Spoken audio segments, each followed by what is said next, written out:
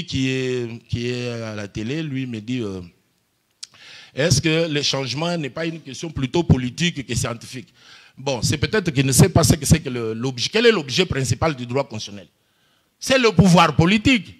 Donc, je ne sais pas, il a une appréhension avec le mot politique. Le politique ici est entendu comme l'instance qui gère la cité. Donc, un scientifique ne peut pas avoir peur de parler de la politique. Parce que la gestion de la cité, faire une conférence, planter le maïs, mais c'est ça la politique. La politique, ce n'est pas seulement être au gouvernement. Tout ce qu'on fait ici est politique. On gère la cité, donc c'est politique. Donc, la science n'a aucun conflit avec la politique. Par contre, il dit un membre de l'association congolaise de droit constitutionnel s'est retiré, tout ça, mais là, il est dans une question plutôt personnelle. Donc, si une déclaration d'une association engage tous les membres par les organes statutaires de membres, une déclaration à côté d'un autre membre relève de sa liberté académique. C'est la liberté de dire ce qu'on veut, ce qu'on ne veut pas. Donc, je ne vois pas une question purement intellectuelle là-dedans. C'est une question ordinaire. Alors,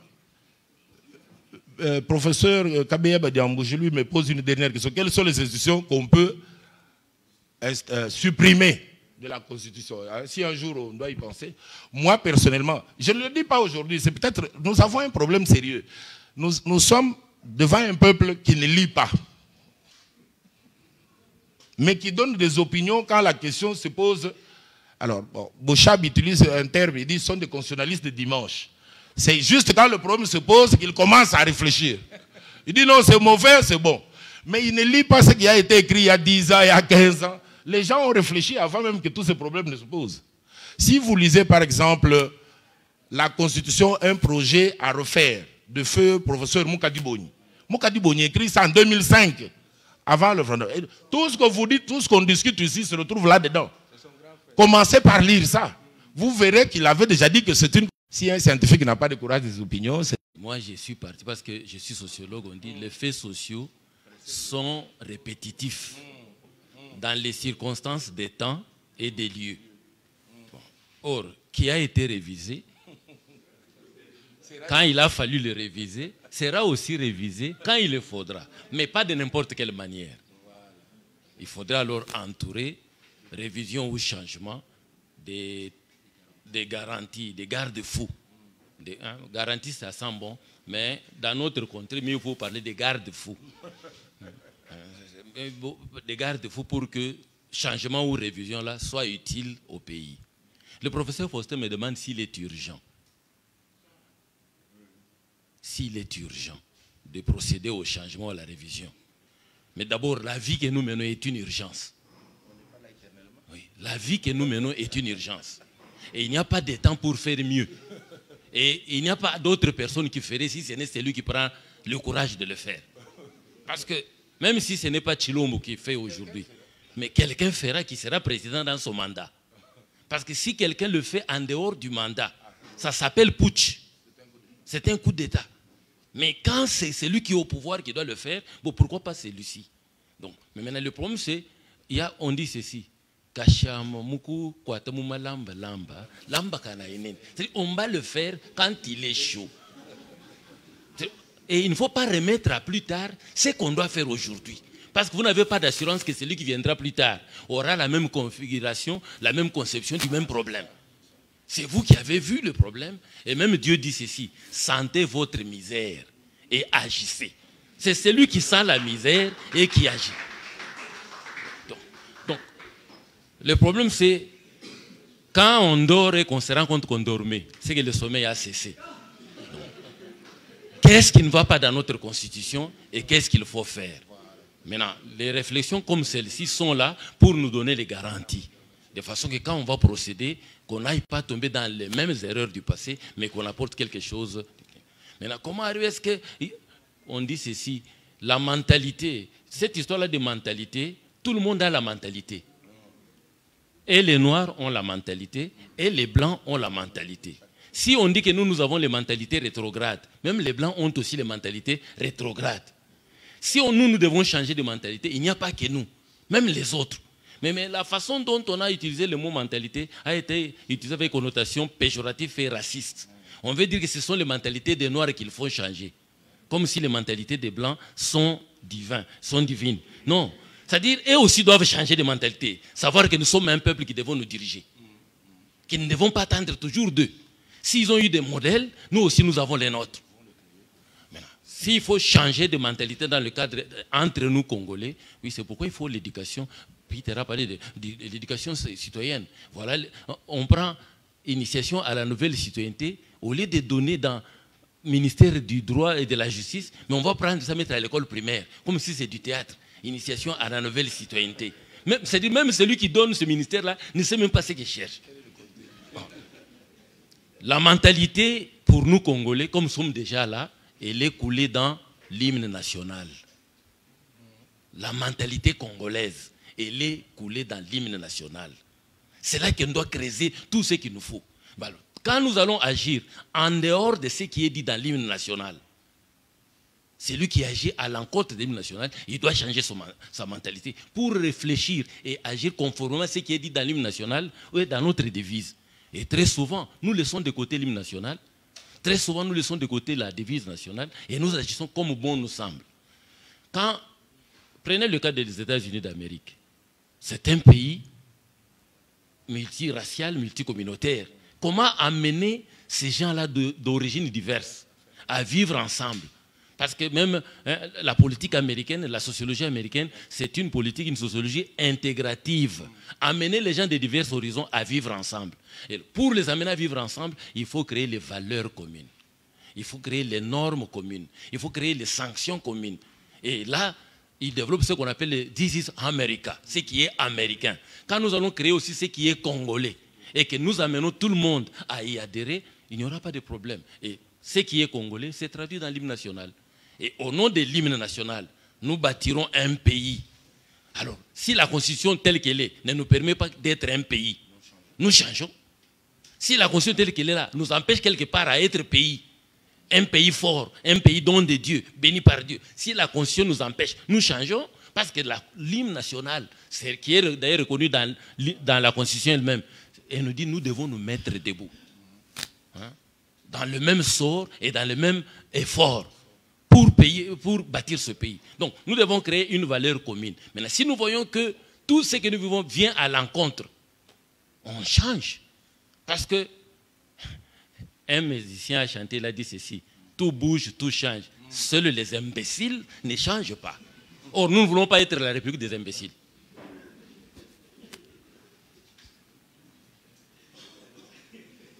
L'assistant Chocolat a dit, mais quand vous parlez de fédéralisme qui est teinté d'ethnicisme, qu'est-ce que nous pouvons faire pour éviter des problèmes? Mais une réalité est que d'abord, je vous ai dit, la nation congolaise telle que nous l'avons était une donnée artificielle. Ce sont les Européens qui l'ont créée et nous ont incorporé là-dedans sans notre volonté, sans notre consentement. Mais maintenant que nous y sommes et que les sociétés humaines évoluent, nous devons être pragmatiques. Tribu, oui. Tribuité, c'est-à-dire la reconnaissance, l'attachement à sa tribu, oui, mais tribalisme, non. Même Jésus qu'on nous prêche, on nous dit que c'est Jésus de la tribu de Juda. Et on est fiers de dire que les lions de la tribu de Juda. Mais il ne faut pas avoir honte de sa tribu. Mais prendre sa tribu comme modèle, comme référence, là, c'est un vice qu'il faut combattre.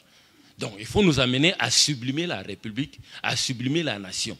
Et quand on sublime la République et la nation, c'est qu'on consent d'abandonner certains de nos privilèges ethniques, privés ou tribaux, pour consacrer maintenant les privilèges de la nation tout entière. Parce que quand la nation est servie, c'est nous tous qui sommes servis. Donc, le fédéralisme tel qu'il est conçu, il est conçu avec une donne ethniciste, parce que les Bakongo disaient c'est nous qui sommes les premiers à avoir côtoyé l'Europe avant les autres Congolais. C'est pourquoi, au début, ils étaient partisans de l'indépendance sectorielle, c'est-à-dire qu'eux soient indépendants avant nous les autres. Les Katangais disaient, nous avons été aussi en contact avec les Blancs depuis l'Afrique du Sud, les Anglais, nous sommes déjà plus évolués que les autres. Donc, quand ils parlent maintenant de fédéralisme, c'est que comme nous avons été en contact avec l'Europe, et que l'Europe a commencé à nous exploiter avant les autres, donc on commence à se gérer sur les traces des Européens nous-mêmes, et laissant les autres dans leur barbarie. Or, maintenant, nous sommes avec le principe de l'intangibilité des frontières. On doit garder les frontières telles qu'elles sont.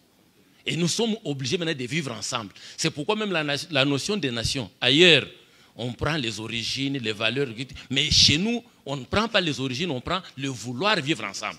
Est-ce que nous avons le vouloir vivre ensemble?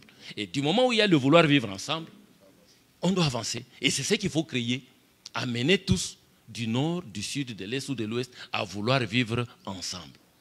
Et vous verrez que même le tribalisme que nous avons connu, c'est une maladie que la Belgique nous a apportée, parce qu'eux aussi avaient des tribus qui ne s'entendent pas chez eux. Ils ont compris que la division affaiblit, mais l'union fait la force. Maintenant, ils ont voulu nous diviser pour bien régner. Dans nos traditions, nos sociétés, il n'y avait pas le problème du tribalisme. Quand vous rentrez dans les villages, il n'y a pas question de tribalisme ou d'ethnicité. Mais ces notions ont été développées dans les centres urbains. Et par qui? Par les colonisateurs. En voulant faire voir à un Mungala qu'on a transporté de l'Équateur à Elisabethville, maintenant on veut lui dire non, comme toi tu es avec nous, tu es supérieur à ce que tu as trouvé.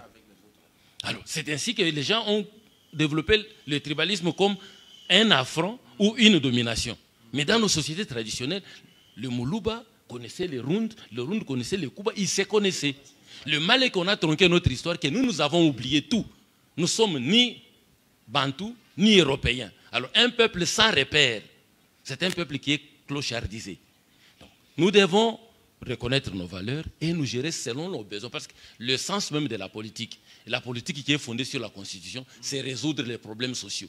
Quels sont nos problèmes, comment y arriver et quel est le cadre juridique qui nous permet de le faire.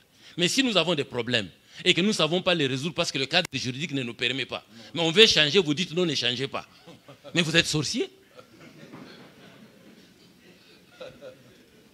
Et puis le mal, c'est quoi? Parce qu'il faut connaître son histoire. Le colonisateur nous a étudiés. Et il a connu chaque tribu, chaque ethnie. Le tempérament, la politique, la religion. Et il a fini par dire ceci. S'il faut donner le pouvoir politique, il ne faut pas que les gens de cette tribu accèdent au pouvoir. Compte tenu de leur mentalité, de leur façon d'agir, tout ça. Parce qu'un Moulouba, s'il devient, tu l'engages dans ton entreprise. C'est toi le patron de l'entreprise. Mais tu dis que lui, il est gérant. Demain, tu viens, tu prends l'argent. Après, demain, tu viens, tu prends le lendemain, il dit, non, chef, il commence à te donner des leçons. Donc, parce qu'il dit, non, sinon, si tu fais ça... Alors, on dit, un tel monsieur, il ne faut pas lui donner le pouvoir. Parce qu'il va même se rebeller contre celui qui l'a nommé. Alors, les gens ont intériorisé cela. Les jours où quelqu'un de Baloubé est venu au pouvoir, il dit, non, on n'a jamais dit que quelqu'un de ces coins-là aura la présidence.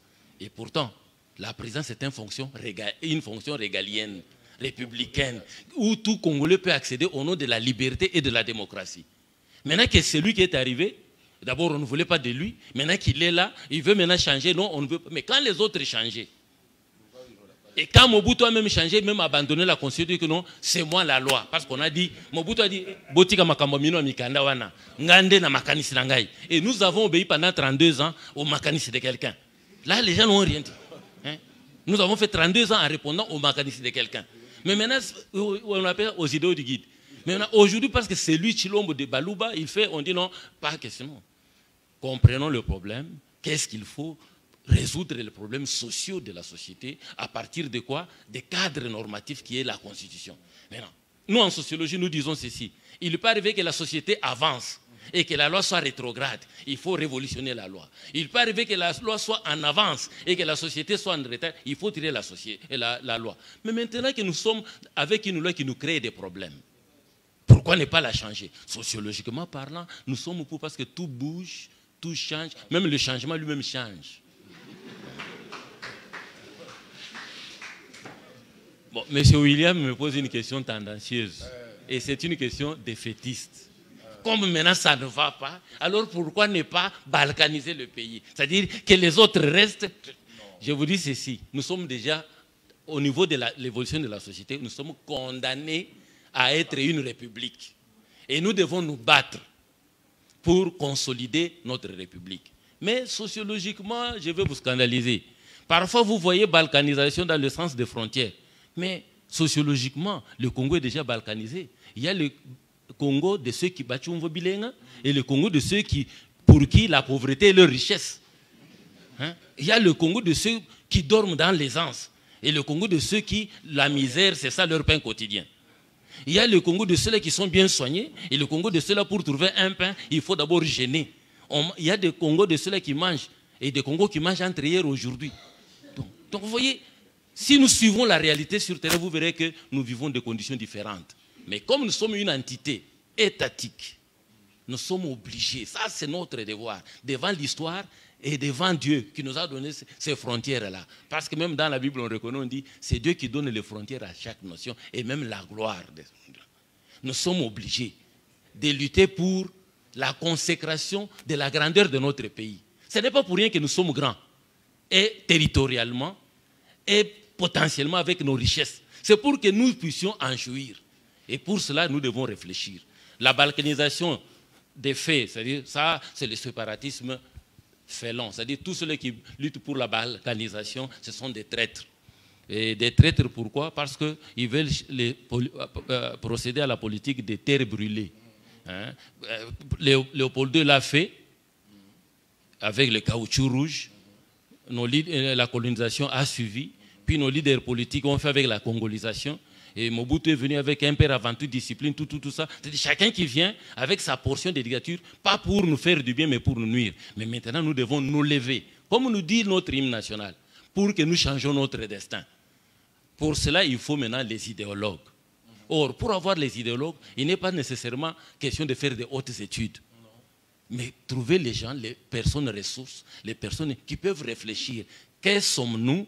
Que voulons-nous devenir? Où sommes-nous et où voulons-nous aller? Ça va servir de repère pour nous drainer nous tous et ça va créer l'idéologie. Sachez-le, notre pays n'a pas d'idéologie nationale.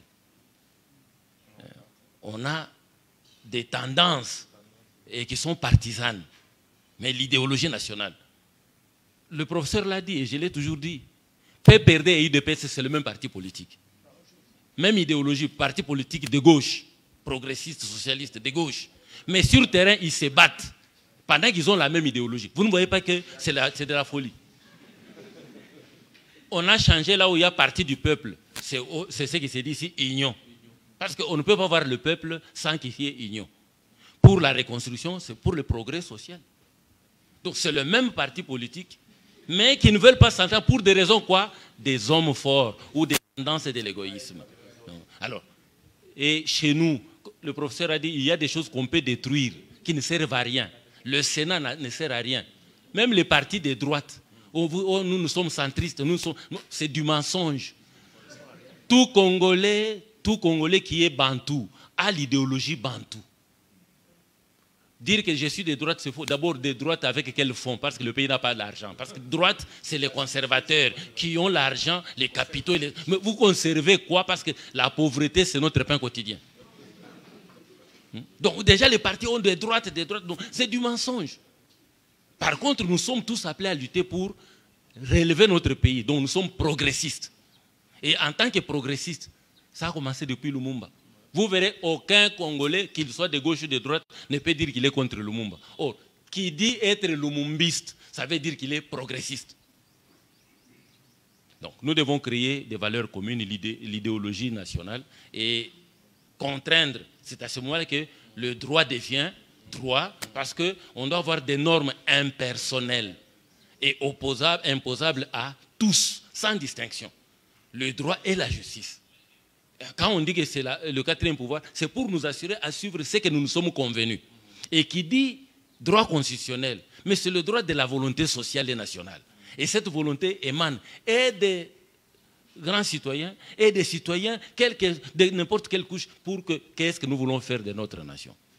Balkaniser, comme on le fait, non, c'est peut-être. Et d'ailleurs, c'est l'une des maladies dont souffre, vous voyez, un arbitre d'hier devient joueur aujourd'hui. Il a dirigé les élections la fois passée. Maintenant, il entre dans... Non, ça, c'est la maladie. C'est la maladie. Et lui-même sait que ce qu'il a fait là, c'est de la trahison.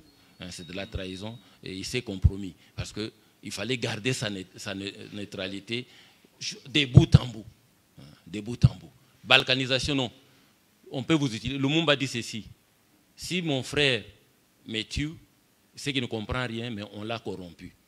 Mais si l'étranger me tue, je sais que nous sommes en combat. Mais je préfère écrire mon histoire. Congolais, Congolaises, écrivons notre histoire.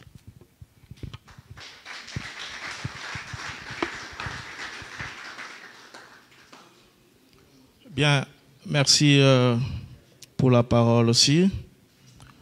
J'ai reçu quelques préoccupations auxquelles je vais essayer de donner des réponses. Mais je voudrais m'inviter tout d'abord à la question posée par professeur Faustin. Est-ce qu'il y a urgence pour la révision constitutionnelle? Et que vaut le changement de la Constitution sans changement de mentalité? Et déjà, quand j'essaie de revenir à la conclusion, ou au mot d'avant, la conclusion du professeur Valéry, lorsqu'il évoque le cas de celui qui était arbitre, aujourd'hui il devient auteur presque de la balkanisation, donc il y a un problème. C'est que le problème n'est pas tout simplement au niveau des changements, de la révision ou du maintien de la Constitution. Votre préoccupation me semble aussi vraiment pertinente. Et surtout quand je me situe dans le cadre du futurible, lorsque nous pensons à la construction du futur possible et souhaitable, on sait que l'homme se trouve en face de 4 attitudes. La première, c'est la passivité. La deuxième, c'est la réactivité. La troisième, la préactivité. Enfin, la proactivité. C'est que passivité, on croise les bras, on subit les changements. Et on ne peut pas se plaindre parce qu'on n'agit pas. Et la réactivité, c'est qu'on est appelé à agir en urgence lorsque un problème inattendu arrive. Mais là, cela faudrait-il aussi savoir. Lorsque c'est urgent, donc c'est déjà trop tard pour un esprit qui ne s'est pas préparé. Est-ce que c'est urgent de changer la Constitution ou de réviser la Constitution aujourd'hui? Maintenant, je me pose la question, est-ce que nous nous sommes préparés pour la révision de la Constitution? Nous nous sommes préparés pour le changement de la Constitution? Jusque-là, le débat, ça se passe dans le milieu politique, mais également dans des espaces comme celui-ci des scientifiques. Nous réfléchissons en français. Mais les autres comprennent ces questions dans leur langue maternelle. Cependant, comment faire comprendre à l'autre l'urgence des changements de la Constitution pendant que lui, depuis qu'on avait la nouvelle Constitution, là où il avait dit oui, il n'a jamais eu à manger. Là où il avait dit oui, il n'a jamais eu du boulot. Son fils a terminé les études, mais il voit les autres être engagés parce qu'ils sont fils des ministres, parce qu'ils sont fils de mandataires, de ceci, tout ça. Il voit celui qui venait en dernière position dans la classe de son fils devenir le directeur général de tel ou tel établissement, alors que son fils ne sait même pas par où commencer pour arriver à se procurer une cravate. Donc, il y a le problème, comme vous l'avez soulevé. Il y a le problème des habitudes. Moi, je préfère parler des habitudes que des mentalités, en voulant au moins à m'inspirer des Corveilles. Mais, alors nous disons, il y a réactivité. Oui, il y a aussi préactivité. C'est une attitude qui consiste à se préparer au changement. Parce qu'on sait que le changement arrive toujours. Parce que le changement arrive toujours, il faut se préparer. Voilà pourquoi je me suis posé la question, quand c'est urgent, est-ce que nous nous sommes préparés? Et la proactivité, d'ailleurs qui correspond à la première habitude que Corveille nous demande, et surtout demande à ceux-là qui ont la gestion, le poids de la gestion, la proactivité, être proactif. La proactivité, c'est une attitude qui consiste à agir pour provoquer le changement souhaité. Est-ce que nous sommes prêts à agir dans le sens de la Constitution révisée ou de la Constitution changée? Ou bien nous voulons y aller avec les mêmes habitudes? C'est là que se trouve votre préoccupation, je pense. Nous devrions d'abord aussi penser à tout ça. Oui, c'est vrai, comme les prédécesseurs l'ont dit, nous ne pouvons pas nous interdire de penser au changement, à la révision, mais nous devons aussi penser à comment adapter cela à nos réalités et comment aussi nous devons nous dépasser pour arriver à faire de la nouvelle constitution ou de la constitution révisée réellement le socle du développement national. Parce que si nous y allons avec les mêmes habitudes, non. dans mon intervention, j'ai évoqué. Je vais revenir par rapport aux questions relatives à la décentralisation territoriale.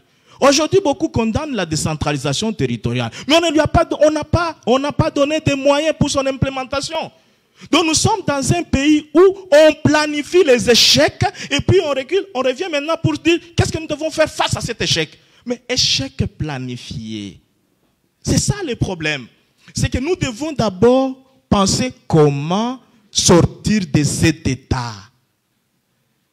Nous ne pouvons pas nous cacher. Nous sommes trop tirés par des pratiques qui tuent la patrie. C'est d'abord le népotisme, c'est le tribalisme, c'est le clientélisme et consorts. Et d'ailleurs, le tribalisme, qui sont les premiers acteurs, les agents de ça? Ce sont d'abord les parents, qui sont considérés comme agents de l'éducation. Mais ce sont aussi les enseignants. Lorsque un parent doit dire à son enfant, tu sais que moi je n'aime pas les basongués. L'enfant grandira avec ça et il ne supportera pas les basongués. Voilà, celui-là, ce n'est pas sa province, mais il se retrouve ici, ministre. Non, ça nous ne pouvons pas tolérer. L'enfant aussi en grandira, il va lutter contre celui-là. Mais ce qui est drôle, c'est quoi? Même dans les milieux universitaires, lorsque on est professeur, on est devant les étudiants, on transmet sa science, personne ne connaît vous êtes d'où. Qu'on vous donne juste une petite responsabilité, doyen de la faculté, secrétaire général de telle ou telle affaire, que ça soit utile ou inutile, et c'est tout le monde dans la rue. Tous les professeurs vont créer des groupuscules juste pour chercher à comment vous détrôner de là où vous êtes.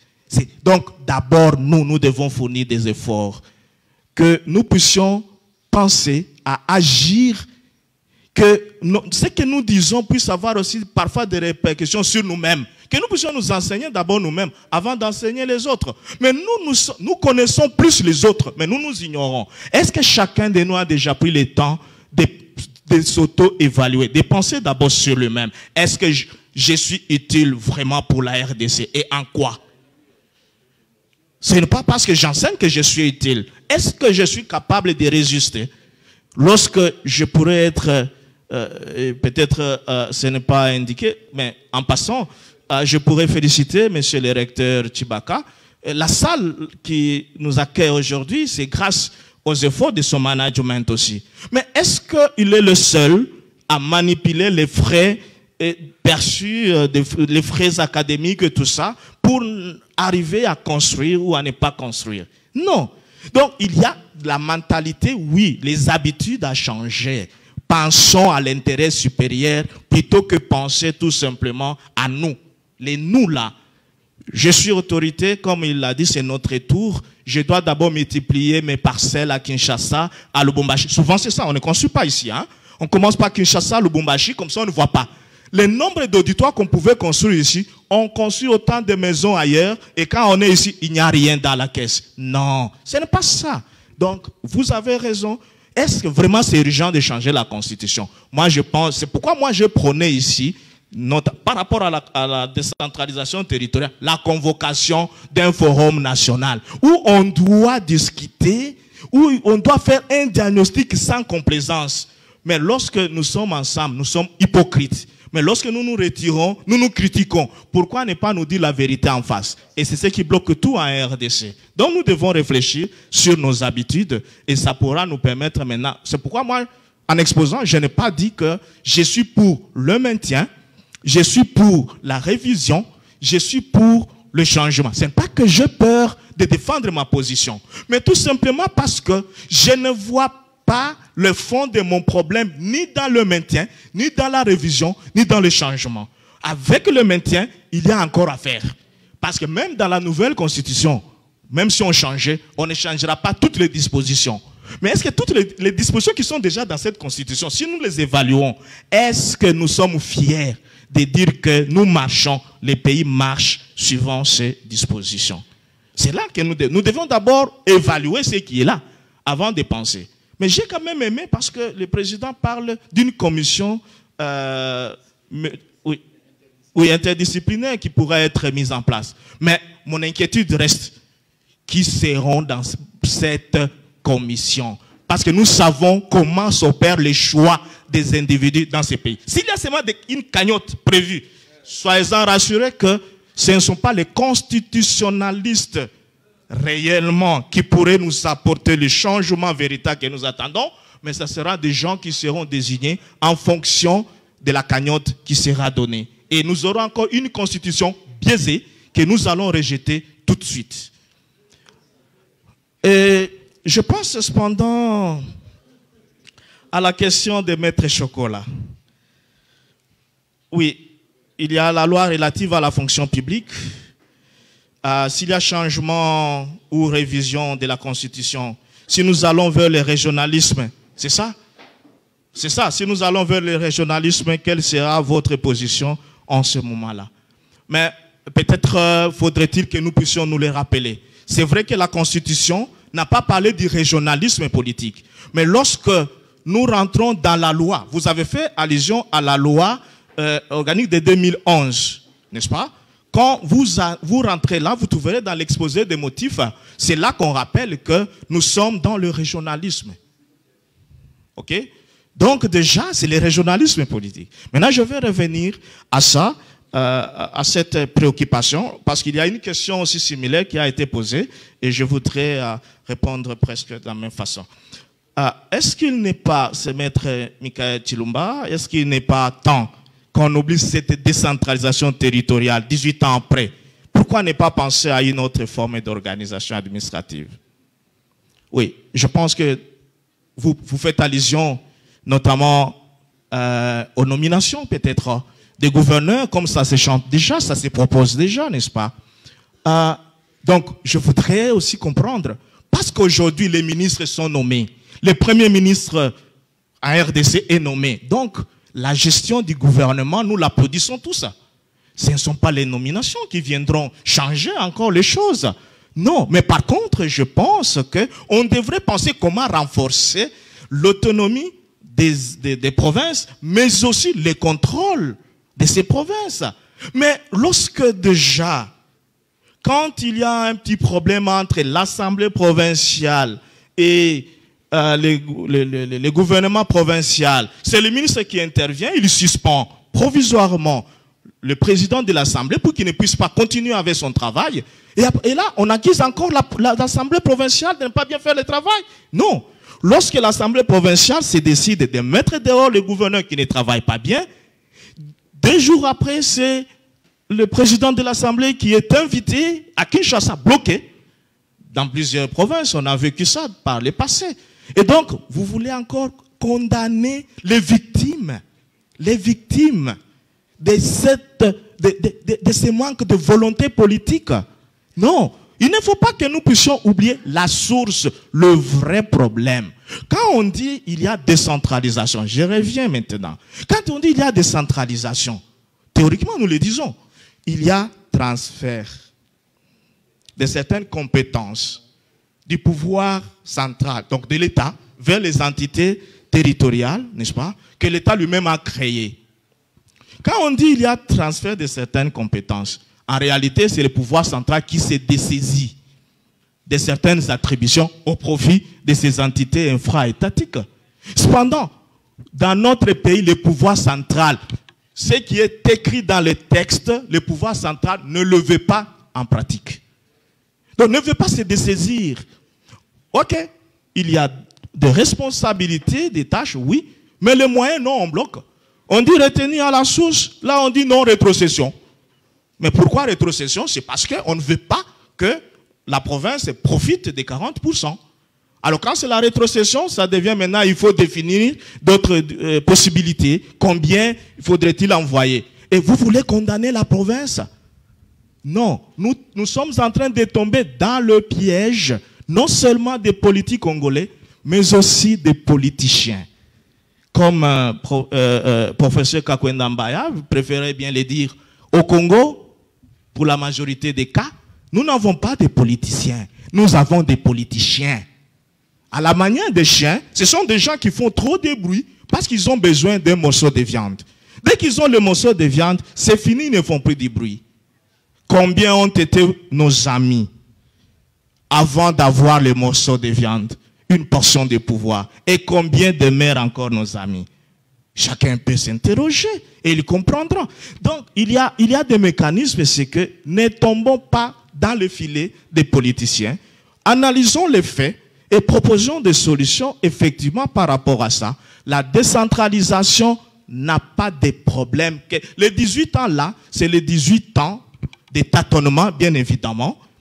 Le processus est empreint vraiment d'incertitudes, mais ce sont des incertitudes créées de force.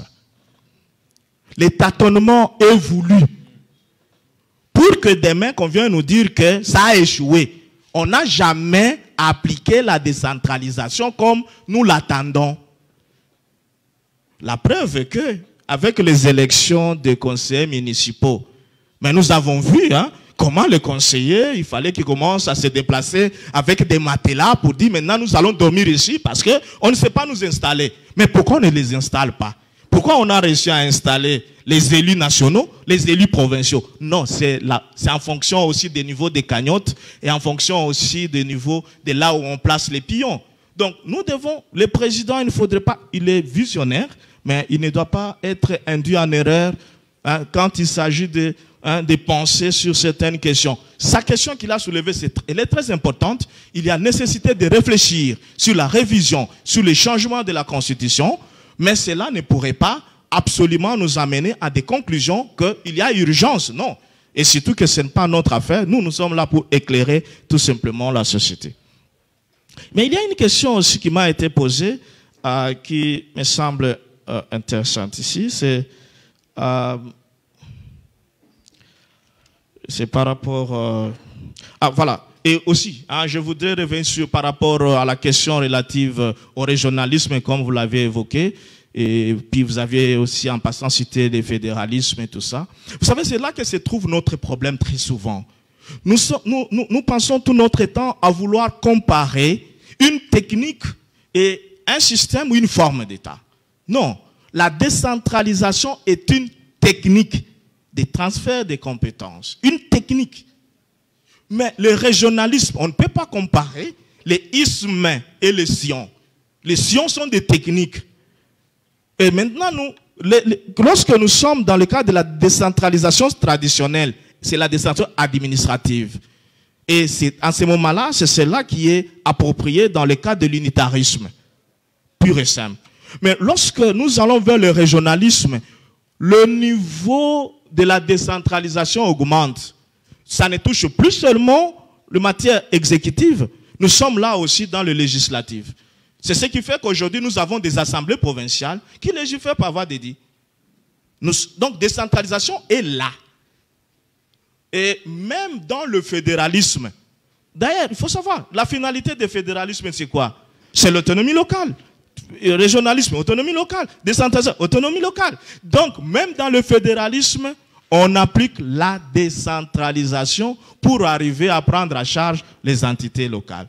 Donc, de ce côté-là, c'est que c'est difficile de supprimer, n'est-ce pas, la décentralisation si nous tenons à une gestion qui prend en charge les locales. Donc, pour le développement local de nos entités et d'ailleurs pour la participation des citoyens aux côtés de leurs élus. Pour faire face aux complots politiciens et politiciens, il est préférable que nous puissions plutôt soutenir la décentralisation. Et enfin, il y a professeur Badiamouji qui me pose la question de savoir comment j'apprécie les projets selon lesquels l'on pourrait supprimer les provinces non viables. Oui, scientifiquement, ça se comprend. Et moi, j'appuie que l'on puisse supprimer les provinces non viables. La Constitution d'elle-même, je pense à son article 4, parle de la possibilité de créer de nouvelles provinces. On peut procéder par le démembrement, tout comme par regroupement de certaines provinces. Le démembrement, et d'ailleurs c'est là que les politiciens nous avaient eu encore. Ils nous ont fait passer les avantages de ce qu'ils appelaient découpage territorial comme étant les avantages. Donc, ils ont pris les avantages de la décentralisation, ils ont collé là-bas, ils ont confondu. Et pire encore, des scientifiques ont animé des conférences sans se séparer de leur casquette politique pour soutenir dans les milieux universitaires que c'est le découpage qui permettrait de rapprocher les gouvernants des gouvernés. Faux. C'est la décentralisation. Parce que si quand il y a transfert des compétences, c'est l'entité maintenant subétatique qui va s'auto-organiser et comme elle est plus proche du citoyen, et les citoyens pourraient aussi trouver son compte. Mais quand on multiplie, c'est juste, c'est dans le cadre de l'aménagement du territoire. C'est une technique qui consiste à multiplier ou à réduire le nombre de provinces et de découpages. Ça n'a rien à faire avec la décentralisation. Et donc la décentralisation reste décentralisation.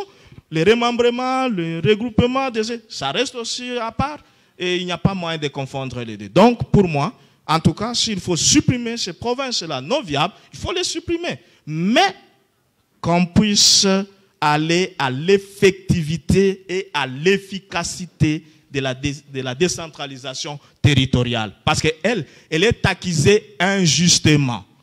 Parce qu'elle est accusée injustement qu'on nous permette quand même de la tester dans la pratique.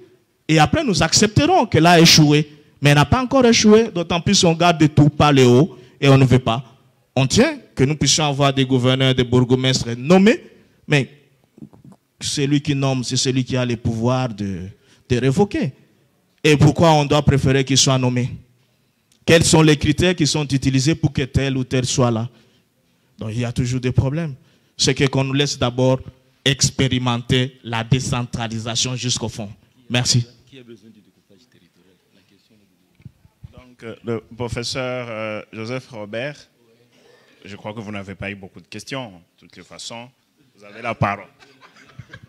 C'est une interpellation au respect du temps, mais je serai très bref et je vais répondre schématiquement. J'ai reçu les questions de 4 intervenants. Je les regroupe en 2.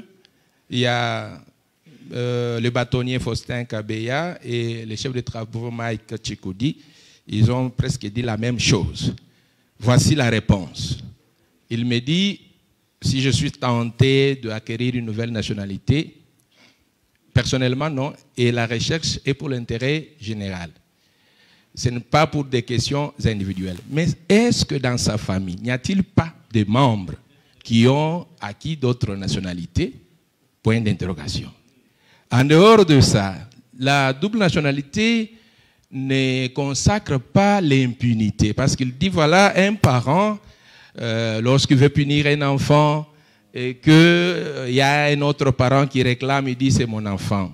J'aimerais là dire que même dans le système d'unicité et d'exclusivité de la nationalité, il y a des mécanismes d'extradition, de coopération judiciaire. En tout cas, ce n'est pas la double nationalité qui viendrait instaurer les systèmes d'impunité. Les États-Unis, par exemple, les Américains ont plusieurs nationalités, mais devant leurs ressortissants, vous verrez comment la politique de la protection diplomatique est effective. Et même ayant signé, je ne sais pas, les statuts de Rome, les Américains ne peuvent jamais accepter qu'un Américain soit jugé par une autre juridiction en dehors de celle nationale. Et ici, j'aimerais vous dire une chose, et je vais scandaliser. La RDC fait peur au monde entier. Tout le monde a peur de la RDC. Et pour nous dépouiller de nos forces, de nos stratégies, il y a certains principes hérités de la colonisation, notamment unicité, exclusivité, tout un rêve.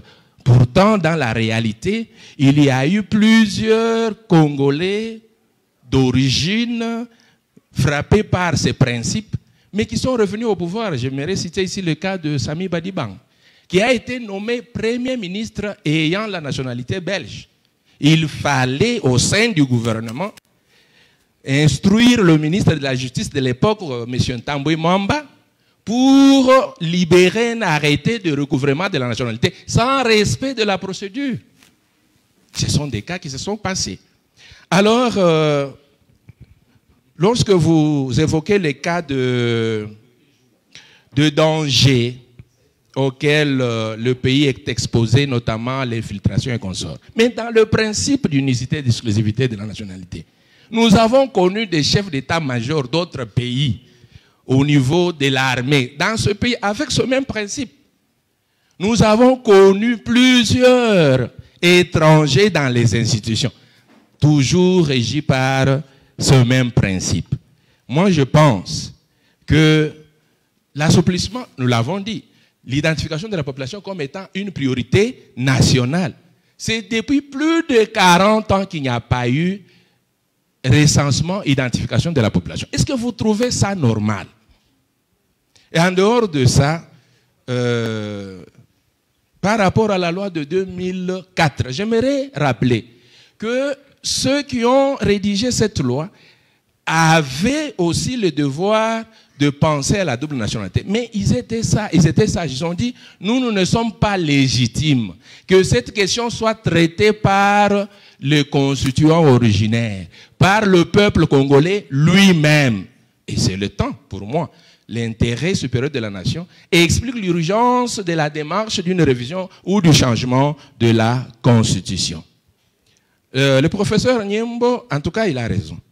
Il dit s'il y a urgence, je venais de lui répondre en premier aspect. Deuxième aspect, il dit est-ce que, en changeant ou révisant la loi sur la nationalité, est-ce que ça sera vraiment sans état d'âme et sans humeur? Moi, je vous réponds en disant voilà l'utilité, l'importance de cette table ronde. C'est pour éviter les humeurs et les états d'âme. J'ai dit dans mon exposé, il est temps que les grandes décisions réfléchies sur la vie de la nation soient inspirées de la science. Et cette table ronde interpelle la classe politique pourrie que nous avons actuellement à pouvoir tenir compte, valoriser la science, clé de voûte de tout développement. On ne peut pas connaître un changement, un développement, sans nous référer à des réflexions scientifiques, sans compter sur la science. Voilà pourquoi je salue la présence de tous nos honorables députés, et plutôt étudiants, ce sont des honorables pour moi, qui sont là, amis de la science, du savoir et curieux scientifiques. Alors, l'assistant Michel Chocolat, il veut savoir s'il n'y a pas précipitation dès lors que l'identification de la population n'est pas encore démise. Vous avez totalement raison. Moi, je dirais que il faut d'abord commencer par la révision de la Constitution, en instaurant les systèmes basés, en matière de nationalité bien sûr, basés sur les liens juridiques d'attachement d'une personne, d'appartenance plutôt d'une personne à un État, reposant sur deux éléments d'attachement, notamment le droit du sang et les droits du sol. Le droit du sol, je me expliquer ça en Chiluba. C'est ça les droits du sol. On se comprend, n'est-ce pas?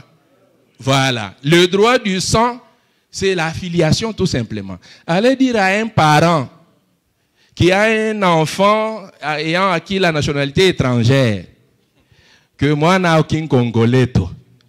Ou du vite yadike machani même. Moi, je machi. Alors, regardez, pour bâtir une nation puissante et prospère, c'est un devoir de tous les Congolais sans exclusion, ayant les éléments d'attachement, notamment le droit du sang et les droits du sol. Quand nous rêvons ici, parce que le principe d'unicité et d'exclusivité de la nationalité, c'est un rêve. Donc l'État rêve que la nationalité congolaise est unique et exclusive. Non, c'est un rêve. Ailleurs, il y a la politique de pêcher tous les savants. Moi, j'ai été déjà tenté, j'ai publié 2 articles dans une revue américaine. Jusqu'aujourd'hui, ces individus-là me poursuivent. Me demandent si j'ai déjà des gens habitant aux États-Unis, est-ce qu'ils sont bien identifiés, ont-ils de job? Au finish, c'est quoi? Ils veulent prendre tous les cerveaux dans le monde. Et il y a certains politiques médiocres qui ne veulent pas que les Congolais qui sont appréciés ailleurs soient aussi ici acteurs du développement de leur pays, le pays de leurs ancêtres. Ils ont peur, c'est ce que j'ai dit, horreur de la compétitivité. Ils ne sont jamais sûrs d'eux-mêmes. Il est temps que le médiocre dégage, dans le sens d'éviter aux Congolais, ayant les liens du sang et du sol, de revenir dans leur propre pays. J'ai donné l'exemple de Mutombo Dikembe. Il est parti congolais. Mais les Américains lui ont donné la nationalité américaine parce qu'il était brillant, il était vraiment un bon athlète. Mais ici, chez nous, on a le courage de lui dire, toi, tu es déjà américain. Ça, c'est quelle barbarie. C'est quelle barbarie. Et ce qu'il a fait, les soi-disant Congolais ne l'ont pas fait. C'est ça le problème. Au pouvoir, le membre du gouvernement, qui a un champ dans son village. Vous vous rendez compte? Mais combien ont-ils de parts dans des sociétés étrangères? Ils ont acheté des appartements partout dans le monde. Où est le principe d'unicité et d'exclusivité de la nationalité? Le professeur William Kabeya, lui est complice dans cette matière. Bien, il dit en quoi la loi Tchani énerve-t-elle notre thèse de la nationalité inclusive? Pas du tout énervé. Mais seulement j'ai démontré pourquoi cette loi ne pouvait pas passer. Il y a deux éléments, notamment, 2 ou 3, l'inconstitutionnalité. Dans l'état actuel de la législation, cette loi ne pouvait pas passer malgré le bruit et consort. Pourquoi? Parce qu'il y a 2 niveaux. D'abord, au niveau du Parlement, là-bas, à l'interne, il y a le mécanisme de constitutionnalité. Et quand cette loi de nature organique sort et doit être transmise devant la Cour constitutionnelle, là-bas, dans ces matières lui reconnues, il y a la démarche de la constitutionnalité. Cela veut dire quoi? Tout projet de loi doit, ou projet ou proposition, doit être conforme à la Constitution. Alors il faut commencer par toucher la Constitution et à ce moment-là, on peut y aller. Le professeur Kalouba a aussi bien parlé à propos de la constitutionnalité des lois de révision constitutionnelle. En tout cas, moi, je suis d'accord avec vous. Parce qu'il ne faut pas que, lorsque nous voulons changer quelques articles de la Constitution, que cela ne passe pas aussi au contrôle des constitutionnalités. Alors, en dehors de ça, notre aîné propose que tous les ressortissants des États voisins en conflit avec la RDC ne puissent pas acquérir la nationalité congolaise. Non, ça c'est violer la loi, la Constitution, les normes internationales. Hein, la nationalité est l'un des droits humains. Quand il est déjà debout, en tant qu'aîné, la dernière, effectivement. Merci, professeur. J'avais prévenu que la journée allait être très intéressante, mais là, par rapport au programme, on est au-delà. Mais je voulais faire plutôt honneur à un professeur aîné, le professeur Joseph Kazadi Mukenge, qui veut poser une question. Il est parti enfin. Il est là, il a attendu longtemps, il voulait poser sa question. Mais alors, je voulais vous proposer quelque chose. Lorsque vous regardez sur le programme, c'était à 13h juste que le recteur devait prononcer son mot de clôture. Et là, nous sommes largement au-delà de 13h. Il est 13h34 minutes. Je voulais dire que le professeur Dieudonné Kalouba est encore là le week-end. Il est encore dans la région le week-end. Les 3 professeurs sont toujours là. Nous pouvons continuer ce débat. Oui. Nous pouvons continuer ce débat. Il y a sûrement une seule question qu'on posait au prof Kalouba ici par un professeur qui nous suit en ligne. Le professeur Toussaint Chitenga, qui dit, posez-moi ça au professeur Kalouba, que pense-t-il de la vie politiquement fondée? Bon, il dit déjà que c'est politiquement fondé, du professeur Bob Kabamba, selon lequel le changement de la Constitution est en soi un coup d'État, bien que pacifique. Donc le professeur Kalouba va juste réagir et j'inviterai le recteur pour le mot de clôture. Bon, en une phrase, c'est une fausse théorie constitutionnelle. Je sais que le professeur Kabamba est politologue de formation et donc son domaine de compétences, ce n'est pas vraiment le droit constitutionnel. Il y a deux manières de changer une constitution. On peut changer une constitution de manière dictatoriale en faisant un coup d'État, un coup de force. Donc on change la constitution. Mais dans la démocratie aussi, le peuple peut changer la constitution en passant par un mécanisme qu'on appelle une convention, ou soit une assemblée constituante.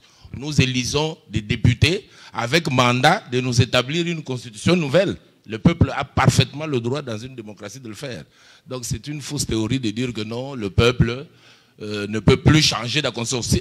En fait, ce qui doit être précisé, c'est ceci. C'est quoi qu'on appelle un pouvoir constituant? Le pouvoir constituant originaire est en dehors de la Constitution. La théorie enseigne que c'est un pouvoir initial, autonome, inconditionné. Donc tous les débats juridiques que nous faisons là ne concernent pas le pouvoir constituant originaire. Parce qu'il est en dehors de la Constitution. Le seul pouvoir constituant qui est concerné par la Constitution, c'est le pouvoir constituant dérivé. C'est lui qui est limité par les règles de procédure, des temps, des matières. Même l'article 220 ne concerne que le pouvoir de révision. Parce qu'on lui dit, telle matière ne peut pas être révisée. Mais pour changer, il n'y a aucune règle. Parce que là, nous sommes en dehors du droit. Au fait, c'est pourquoi je vous ai dit au départ que dans la métaphysique du droit constitutionnel, le pouvoir constituant est comme Dieu. Il est en dehors, c'est-à-dire il vient, il pose des règles, et à tout moment, il peut venir changer toutes ces règles. Sans que personne ne puisse contrôler l'acte du pouvoir constituant originaire devant un juge. Ce n'est pas possible. Parce que lui, il peut...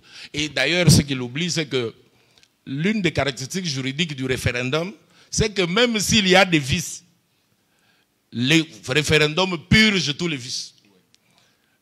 Bon, alors ça, ce n'est pas de la science politique, c'est du droit. Alors, en droit, quand il y a un référendum, tout débat sur l'opportunité ou l'inopportunité est un débat vain, parce que c'est le pouvoir constituant lui-même qui s'est exprimé. S'il s'exprime un peu comme dans l'époque de Kabila, moi j'étais parmi les gens qui disaient non. Mais lorsque le peuple s'est exprimé, ben, on a dit ben, il y a une constitution. C'est le pouvoir constituant originaire. Il s'exprime, même s'il ne sait pas lire. Mais s'il a dit oui, ben, c'est formel, il a dit oui. Et prochainement, s'il est consulté et qu'il dit encore oui, ben, ce sera la nouvelle constitution. Chacun gardera ses opinions personnelles, mais ce sont des opinions doctrinales. Ce n'est pas de la science, ce sont des opinions. Mais alors, selon lui, dans cette théorie du coup d'État-là, c'est-à-dire quand on est en France, on veut passer à la 6e République, c'est impossible. Il faut faire un coup d'État. Non. Le président, je crois Sarkozy, quand il est arrivé au pouvoir, il a fait une commission dirigée par le professeur Georges Vedel. On a appelé ça la commission Vedel. Mais la constitution de la 5e République était toujours là. On lui a fait des propositions et ça a abouti à la révision de quelques articles de la Constitution en 2008 en France. Et donc, si on pensait qu'il y a des choses totalement changées, on aurait créé une assemblée constituante qui ne viendrait qu'avec un seul objectif, d'établir une nouvelle constitution. Et c'est démocratique. Donc, je ne vois pas comment il peut soutenir des choses comme ça. Voilà. Mais quand je le verrai prochainement, je le lui dirai. Alors, au moins, on est sûr que le professeur qui a pris la peine de nous suivre depuis le début et qui a envoyé sa question a eu quelques éléments de réponse. Nous allons inviter pour clôturer M. l'abbé recteur pour son mot de clôture. Bon, en premier lieu, j'aimerais remercier tous les participants, tous ceux qui ont sacrifié leur temps pour prendre part à cette table ronde. Ceux qui l'ont fait en présentiel, ceux qui l'ont fait en ligne. Je voudrais aussi remercier les 4 conférenciers. Ils ont pris le temps de lire, de réfléchir d'écrire. L'université leur accorde 2 semaines pour nous déposer le texte définitif qui sera publié.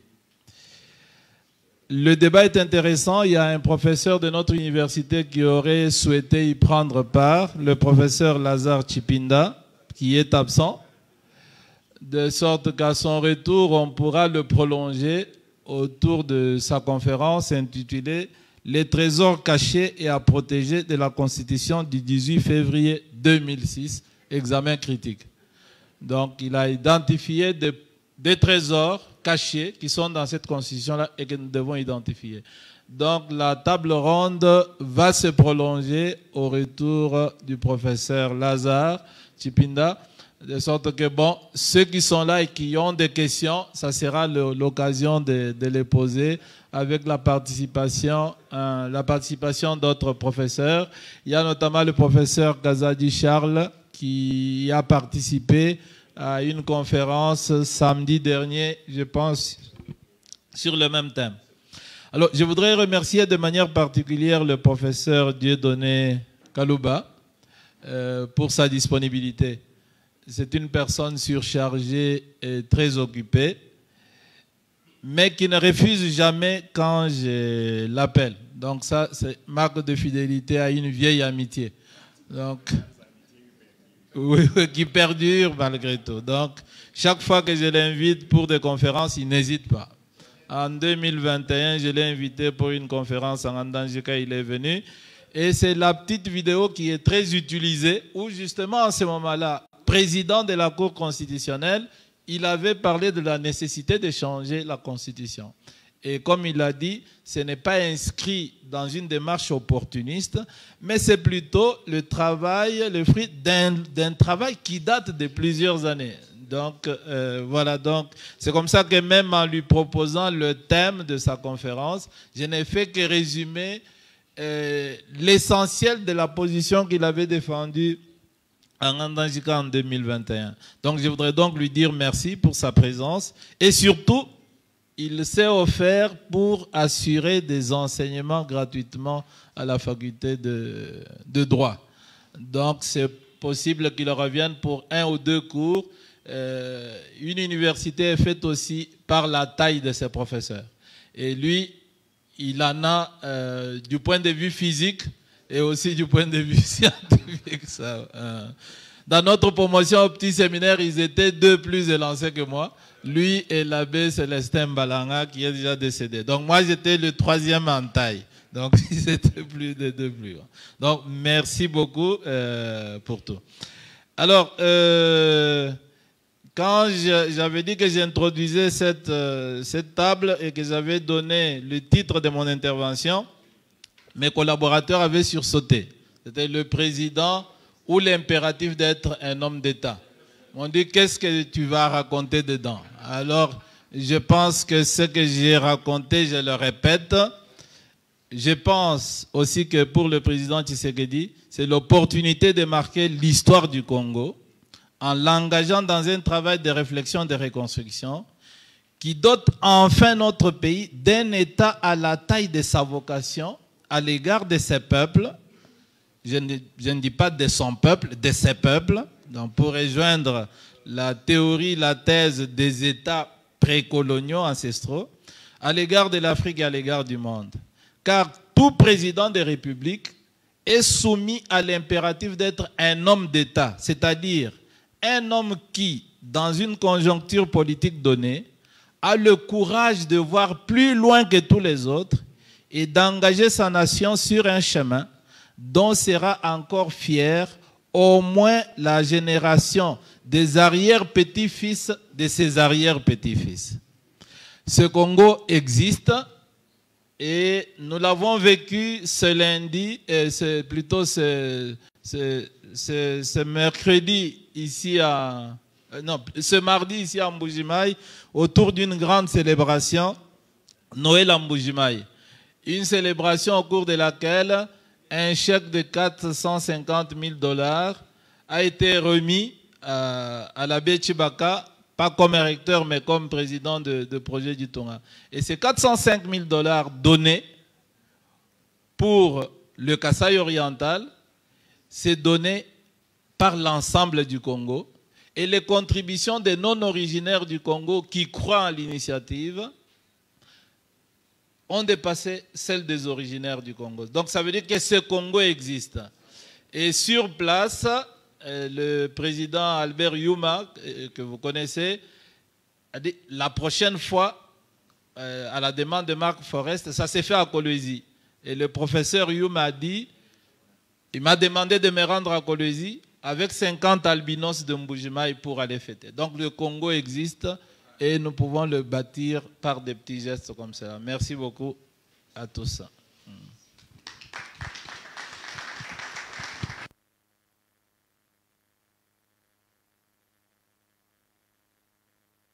Avec ce mot de la fin, nous mettons fin à notre table ronde et vous disons grandement merci d'être venu en nombre répondre à l'invitation de l'université officielle de Mbujimaï. Le rendez-vous est pris pour des conférences à venir. Merci.